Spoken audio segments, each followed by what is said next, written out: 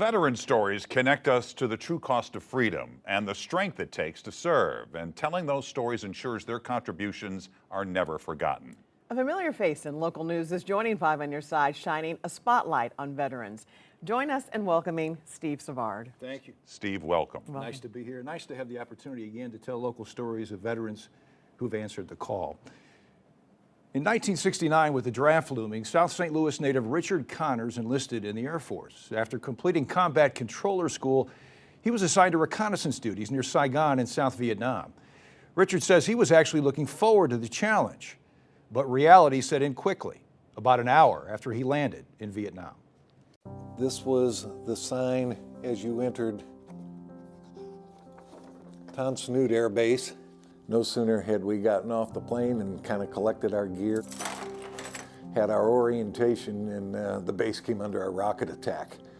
And it wasn't many rockets. There was only about 5 or 6 rockets hit the base, but it was a very rude awakening that, you can be killed here. Richard and 1 or 2 team members would set out on 2 to 3 day missions to locate North Vietnamese troops. When they did locate the enemy, they were always severely outnumbered. When we'd find the enemy, it might be as few as 25 to 50. It could be as many as 150 to 500 men. We were of no value to the enemy. So if you had been captured? More than likely killed eventually. One mission in particular stands out, even 57 years later, as his crew came uncomfortably close to the enemy in pitch black, dark of night jungle conditions.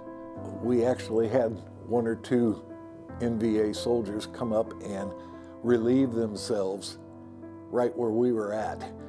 It wasn't that they eliminated themselves on us, but it was so close. It was way more than we ever wanted to be involved in. An Loc is right here. More than a half-century later, Richard's pride in helping keep the provincial capital of An Loc from falling to the North Vietnamese and making Saigon vulnerable is still palpable. But in that battle, on a May 1970 day, his combat service ended abruptly when a rocket-propelled grenade exploded nearby, leaving Richard with a broken collarbone, broken ribs, broken leg, dislocated shoulders, and a severe concussion. It threw me approximately 6 to 10 feet in the air. They tell me, because I have no recollection of any of this, they actually thought I was dead. I was bleeding from just about every orifice I had. Eyes, nose, ears, you name it. Multiple surgeries and 6 months of rehab followed. Medals. Looking back now at age 75, Richard's proud of his service and says he'd do it all again, injuries and all, out of love for country. Richard is fond of saying he left Vietnam, but Vietnam has not left him. There's really not a day that goes by in some fashion that something doesn't even just momentarily jog my memory back to the days in Vietnam.